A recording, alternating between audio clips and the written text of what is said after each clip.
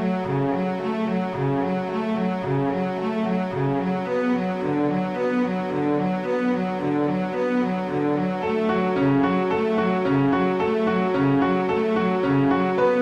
everybody, welcome back to another episode of Card Talk, a podcast where we spend just a little bit of time talking about cards from Lord of the Rings card game. I'm your host, Dave Walsh. And I'm Ted Bannock, and I'm excited to be talking about this is gonna be the worst show ever.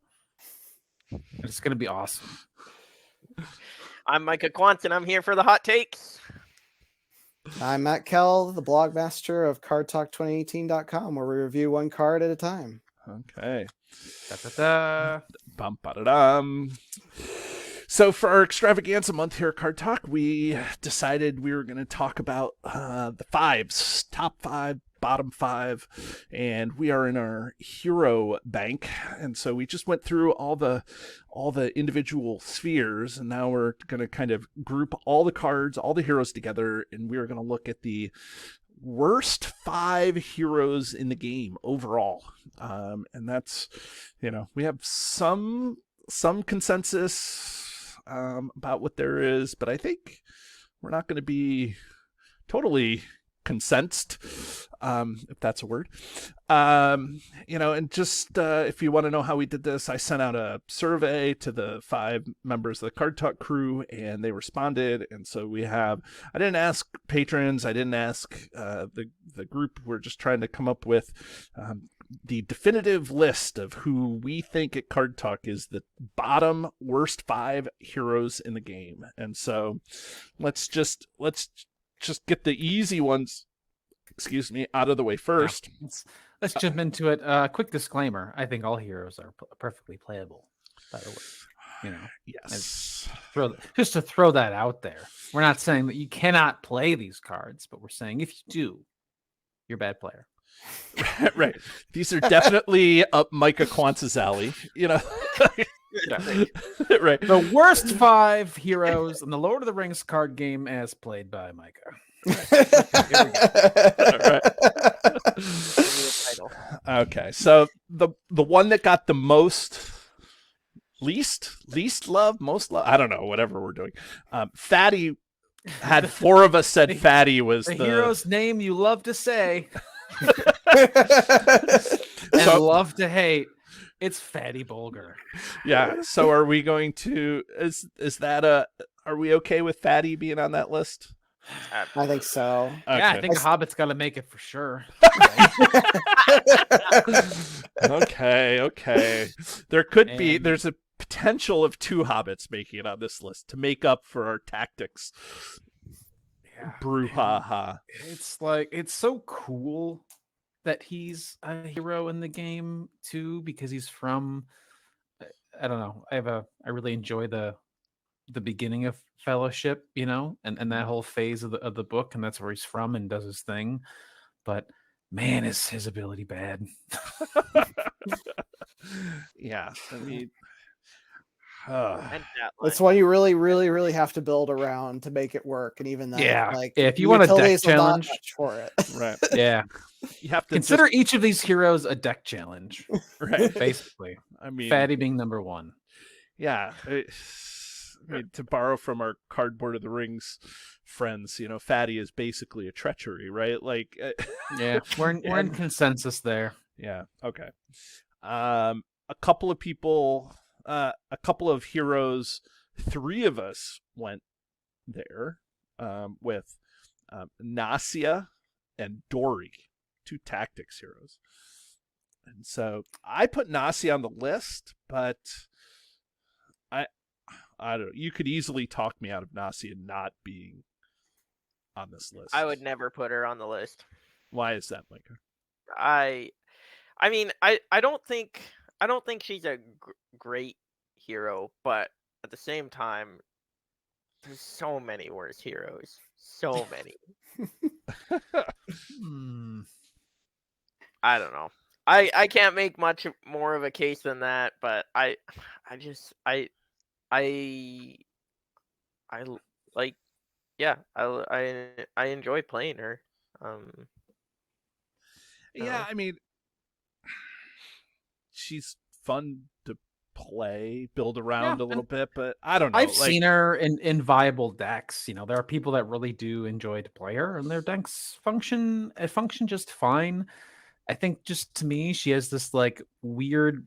She has the restriction where she can't pay for allies, which I guess is kind of piratey thematic. I think is where that comes from. Yeah, and then her ability. I mean, her ability to boost by spending money, you know, for both her attack and defense is like it can be helpful. But I'd rather just like play a hero that just like doesn't have to do that. Yeah. Give My biggest complaint is that her ability is just for that attack. It's like, can we not? It's not get per, it for like the per phase? phase. Yeah. Yeah, if it was like per phase, we maybe might be on a different list. Yeah. Yeah, it's so the restriction plus it's only one attack. It's like it's a lot of investment to get a lot out of that, and it's just like, all right. She's part of one of my favorite memories of playing like Shadow and Flame, taking down the Balrog with her. Like, right. If you got a big enemy like that, yeah, she's very useful. But I don't know. It's like there's usually a better option. Yeah, I remember taking down the Balrog. Right? Yep. Were we doing it together, Matt? Wasn't that back Yep, in, that was in the with day? that was with the crowdsource deck from the subreddit. Yeah. Oh. Well, that's probably. I mean, that tells you everything, right? Like she made it on the like a crowdsource deck. Like people picked it as like a joke, right? I think it was actually Dave who made a comment campaign for Nasia to make the hero lineup. Yeah. Yeah. See. Yeah. Okay. So. Yeah. Well, let's see what else. How about Dory? I'm okay with that. Yeah. Yep. Dory on the list. And again, he's I got. think he's on my list, but So here's what okay. So look, Dory has his uses. I think they Right. missed on printing him without the All- warrior trait. Is All his one heat, use, right? Yeah. right? And he's useful in certain scenarios when you're fighting really, really big enemies. But what I did, as a limited play experience, I was playing through the Shadow. He was in the Angmar cycle, right? Angmar Awakened. Yeah, right. So I decided to make decks using as if I were a new player, right? Using only a revised core, and then those player cards, and then play through those quests. And I picked him as the defender because out of that card pool, it's like, well, he's got 5 hit points and he's like Sentinel, I guess. And it was a terrible experience. It was bad. I thought you were gonna be defending him. No, not at all. no. That was a sneak attack right there. So Yeah. So what I had to do is, in order to like have fun and not just completely get crushed and have him die all the time, I said, let's also pick up a couple starter decks. So we each picked a starter deck to add to our pool, because again, it's a new player. You might pick up a starter deck or two, right? And so I picked the Gondor deck so I could have Baragon instead, and the game was fun because I could like win sometimes instead of lose all the time. Is there a reason why Dory shouldn't be on the list? No. Like the ability that Dory has. Like, I even appreciate Bomber more than I appreciate Dory, right? Like, Dory allows you to take like, Dory should be on the list. Like, it's a useless ability. Not useless, but it's not necessarily it's useless. Okay, Dory's just because of that, I'm putting Dory on the list. Okay. Yeah, he needs to go on the list because he's like not good enough to be your main defender while having like Sentinel. Right. There's just That's so fair. many other picks, and then his ability is more niche than against certain scenarios, so he needs to go on the list. Yeah. Okay, so we still are debating Nasia and Spirit Pippen. Ye old Spirit Pippen. It would be over Nasia probably. I actually like Spirit Pippin because his ability got to be somewhat useful. So as you got more Hobbit heroes and stuff and more stage area attack cards, like there are times I want to bounce people back to the staging. For The 3? Fast Red is infinitely 3? much better at it, but yeah, I mean I've done it. You could do it, especially with the Well, of Shire course. folk. You can drop your threat like crazy as a Hobbit player. So Yeah, the archetype did shape out a little bit, Dave, to the Hobbit's defense. He's also, but I think the funny part about him is he's also a bit of a grief card in multiplayer, because the way his ability is worded is it says like that enemy cannot engage you, but the enemy you throw back can engage somebody else. You're like, this is someone else's problem now. Which is the really funny part of his ability. Which also argues for putting him on the list, because if he threw the enemy back to the staging area and it stayed there, great. But he doesn't do that. He just gives it to another player if they're threat checks. Yeah, I mean, you guys Go know ahead, that I'm Dave, defender of hobbits. I'm not defending it. I think that Spirit Pippin, while has maybe a use case somewhere, like Matt sounded a lot like Ted. Like, oh yeah, like here's the one time I could use Spirit Pippin. I play Hobbits all the dang time, and I never put Spirit Pippin in a deck. I've tried, and I'm like, this is not working for me. Right? Like, I mean, is there a thing maybe with like Spirit Pippin and like Tactics Bilbo? Is that like a thing? Because then you throw the enemy back, and then Bilbo can like target it. I guess I've never tried that. I think that's what I did do, or something similar. I have to look at my deck list, because I did do the Spirit Pippin deck once. Sounds like it's not awful. It's not as good as like, Fast Red bouncing things back up and getting your threat reduced at the same time. But it was like, so you got to increase your threat by 3 instead of reduce it by 2. Right? So yeah, it's actually a net of 5 threat difference between those heroes. Right? Yeah, that's yeah. Well, I'm not saying that he isn't low tier, but I'm like, absolute worst 5. Like, I could think of a couple others I'm less likely to play. Yeah, I think like this list we've got ahead is not looking good. Of the ones that there are multiple votes, though, I will say Spirit Pippin would be the one I would put on the list. Okay. So look, we're not totally sold on Spirit Pippin, although because of Matt's kind of a holdout there, and Nasia we're not totally sold on, despite us having 3 people voting there. What about Thoren Stonehelm? I don't think he belongs on this list. I just think that Thoren is just like, yeah, his ability is kind of frustrating, but like he's still a tactics dwarf.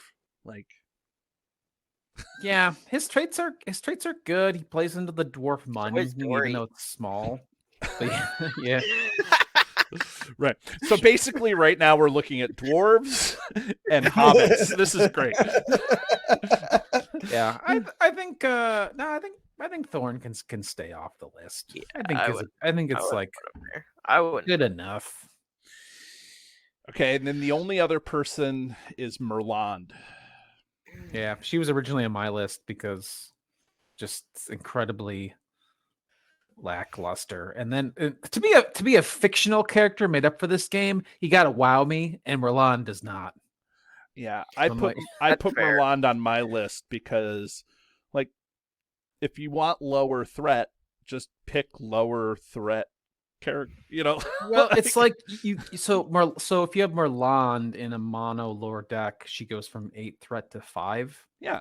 Right. Yeah. But like you could just like play Pippin for like 6. That's what I'm saying. Like, just pick a different hero that has lower threat. Like, yeah, and even like Biffer is 7, and now it's only 1 difference than her original 8, but still he like does something. And then she's one of the only heroes where it's like after the start of the game, her text box is effectively blank. Like and there's so many ways to just lower your threat.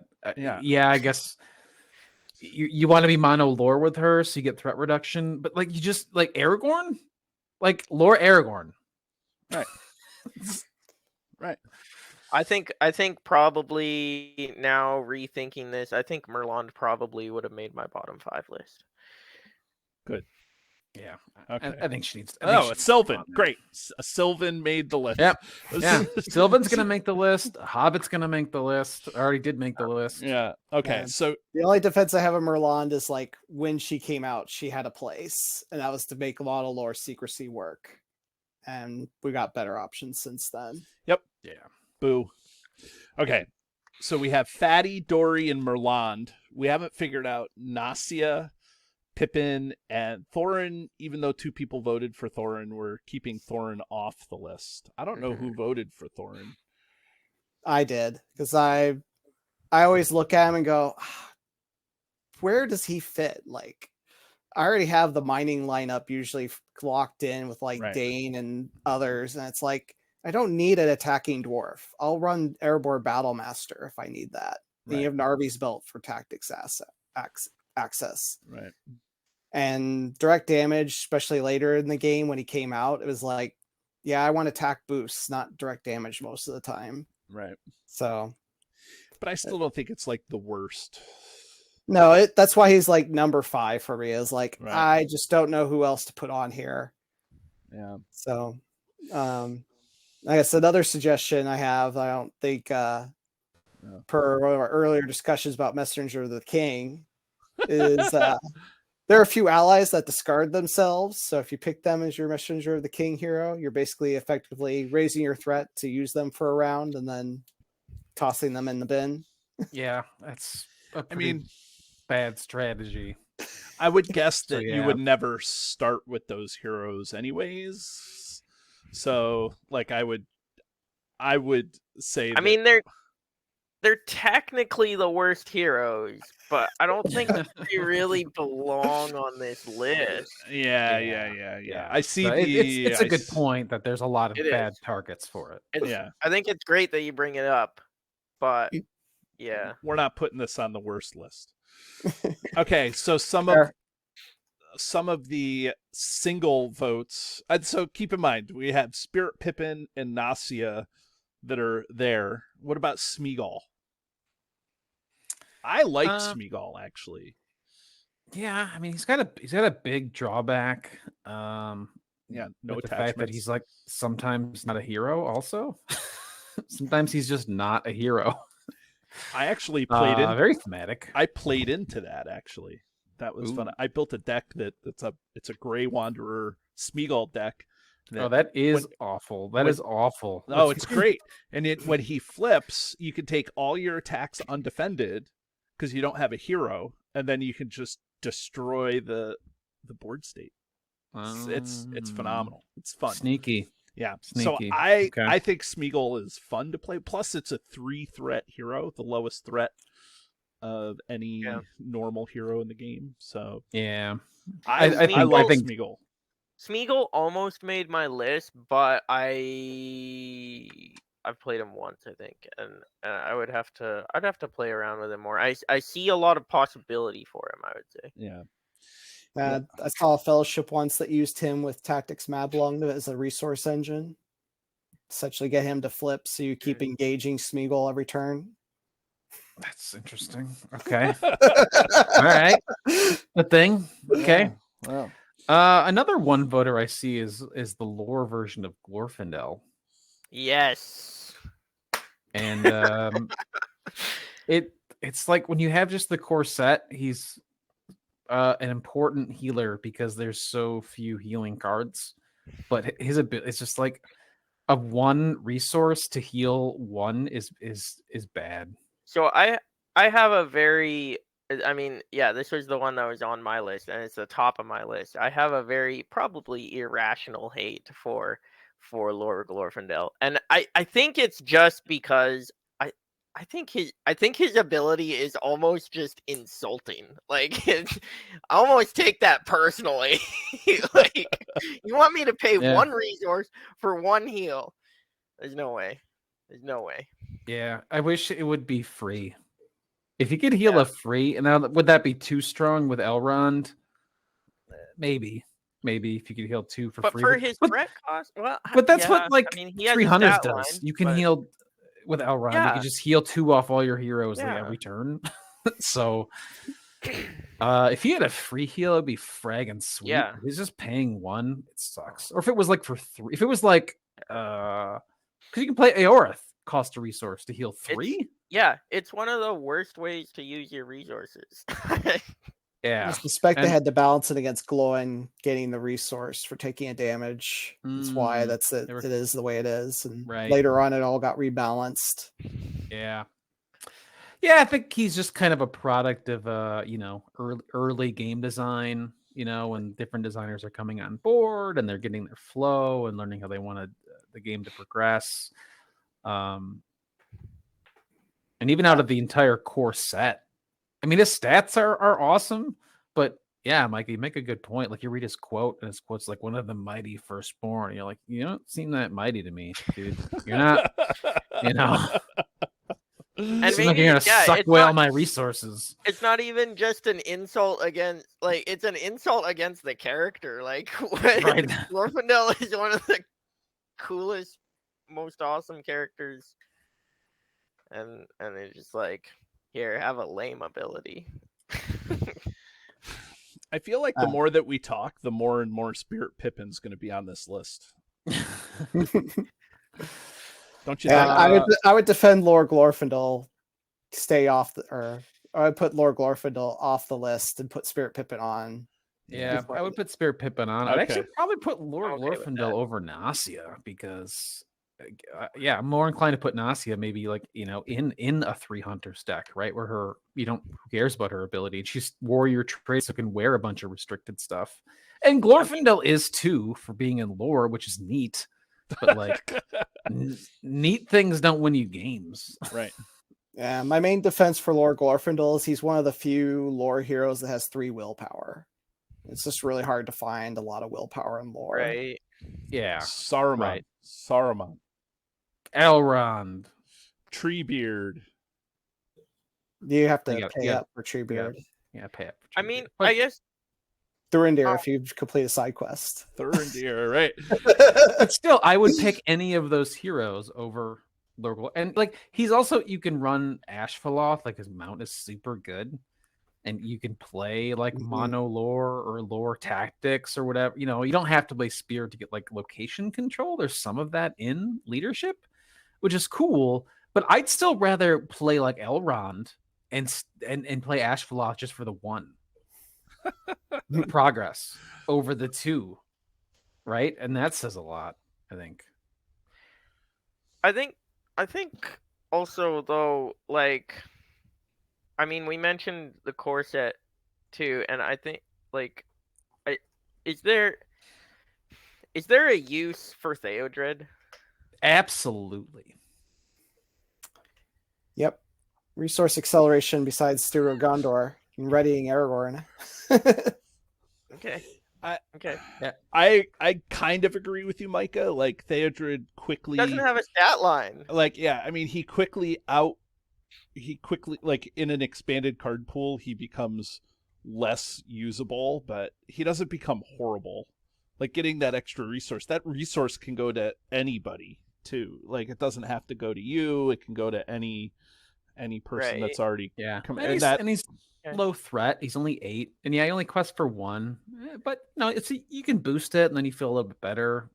And even the core set, you throw a Celebrian Stone on him and he quests for 3 and gets you the money, and it's good enough to keep him off the list. Okay. Okay. I wouldn't put him in bottom 5. It's definitely like D tier.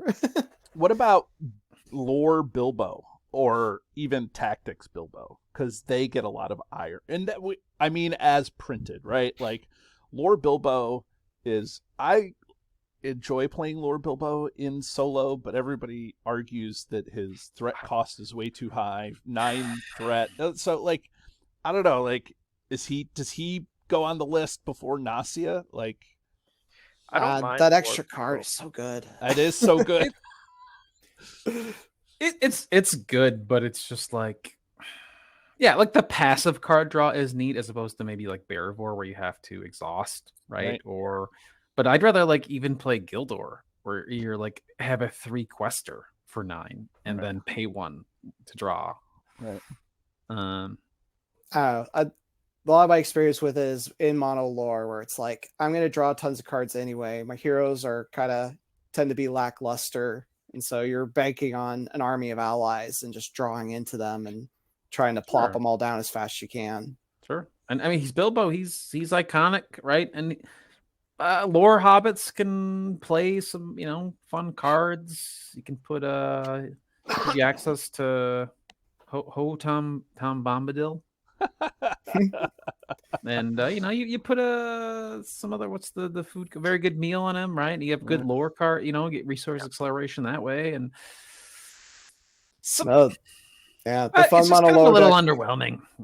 Yeah, I don't know if he's worse than Nasia though. Like that's like I think he is. You think he would be on the list before Nasia? Yeah, I do. Unfortunately, I don't want to because I love the character. Right. And I was so excited to see him like his first time. But it's just it hurts to play him for me. But in solo, I could see him being very strong because then you just get your guarantee. And even multiplayer, again, the passive card control or card out of other people is nice. Yeah. I like Lore Bilbo more than I like Nasia. I'm in the same boat. I'd agree with that. Of the three we're discussing right now, it's like Lore, Bilbo, Nasia, and then maybe Spirit Pippin the more we talk about it.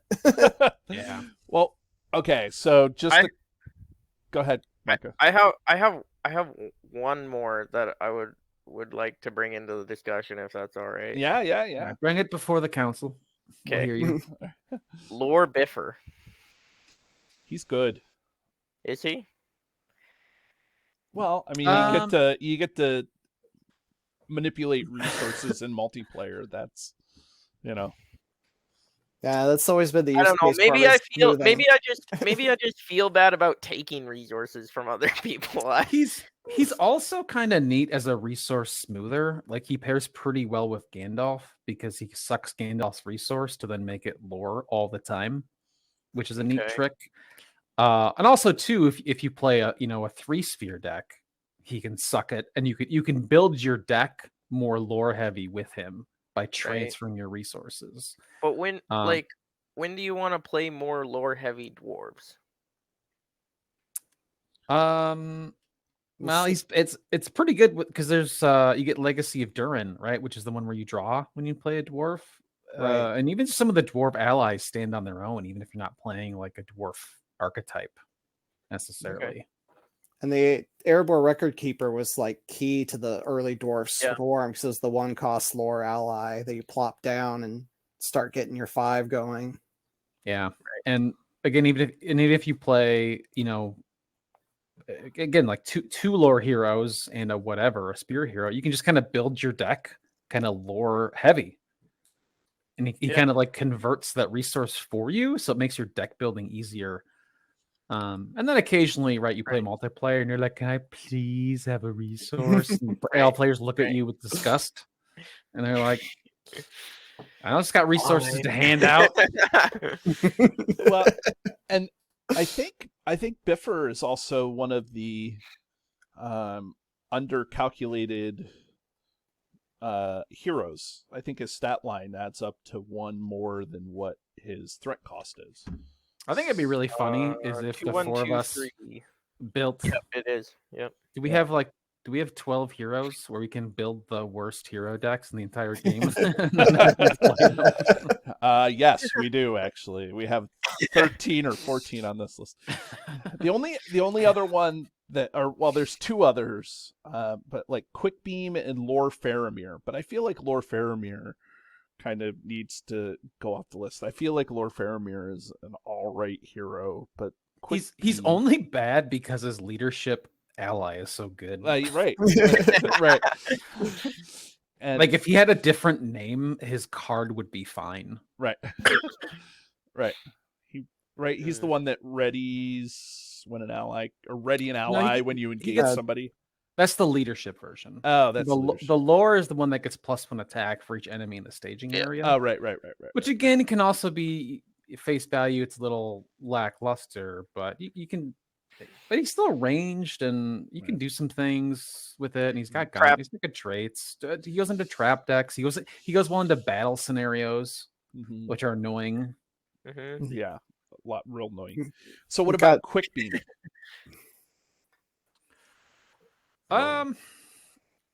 Somebody said quick beam. That was me. That was another one that's like I always look at him like he's just so hard to fit in a deck because he's 13 threat cost. He's got a lot of attack and stuff, but the ready ability costs so much health. Yeah, it's tough because Tactics Aragorn usually beats him out because he kind of gives you the 4 attack with his defense subtraction. Yeah, And and if that's you why it's need a hard with him. readying tactics hero, it's like why am I not just playing tactics Boromir? Yeah. So Yeah. is Nasia the one on the list? But I think so. Like, I'd rather play Quick Beam over Nasia. I would too. Yeah. I don't know, Matt. I'm fine with Nasia. Like as much as I enjoyed playing her in that one deck and everything, it's like she just takes so much effort to build around, and then it's kind of a flash in a pan. You get one really big attack or one really big defense, and then you're going to rebuild again. Yeah. And the great part about this episode is there's a guaranteed like 5 people are gonna upset. Like, these are people's like favorite cards in the game. And they're like, what? Right. What do you mean, fatty? I know. I was gonna say, I think so. I know we have an episode with Fatty.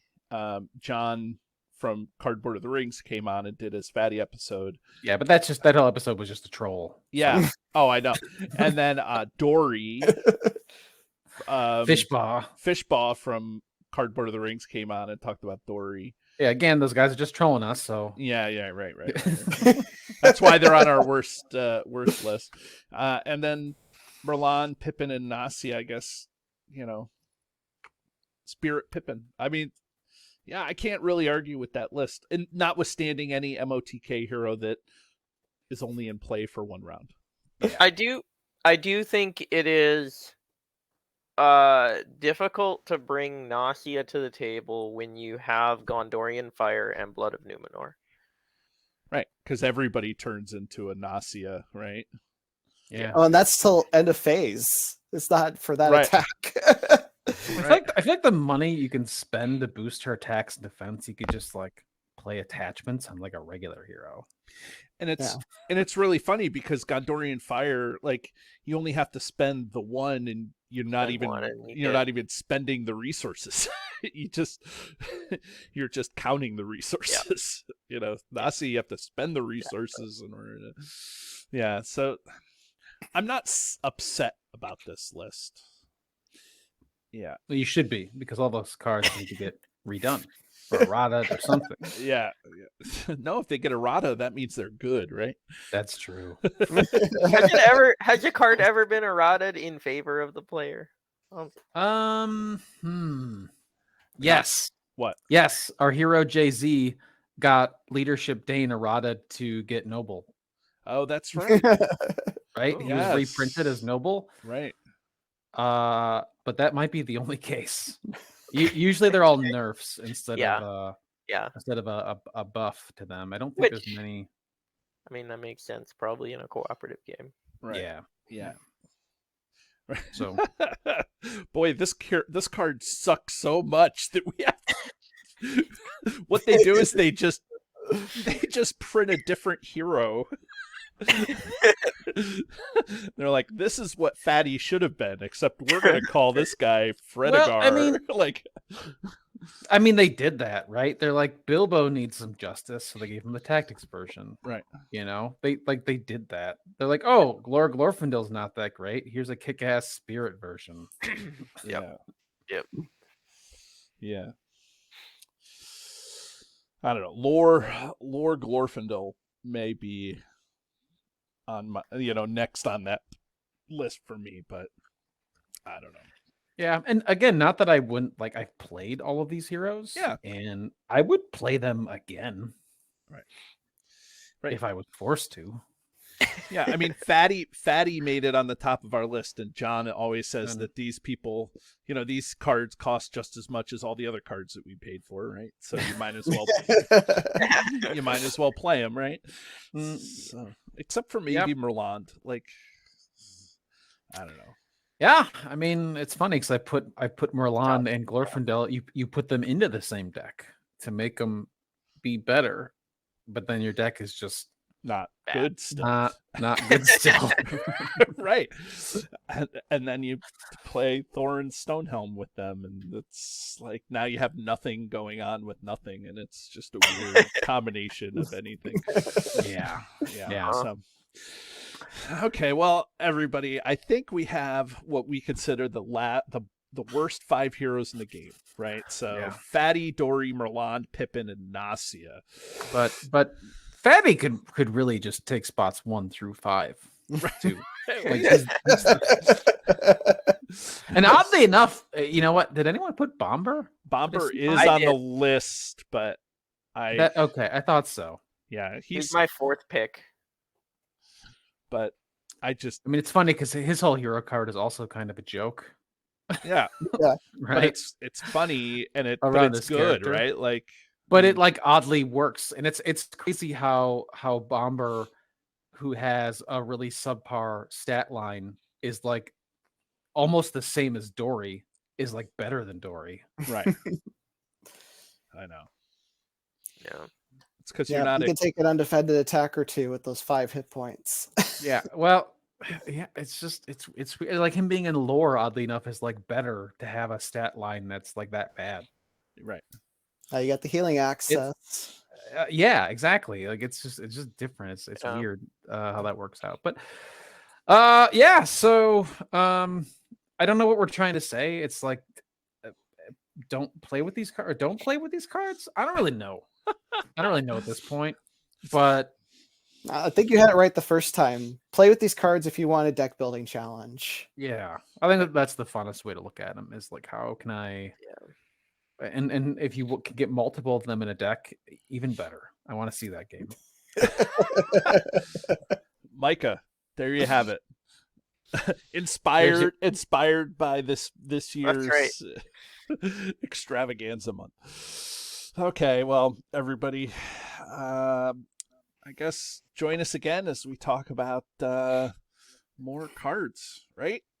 There we go. Okay. Yeah, that's what we do. Have a great day, everybody. Do you love the content?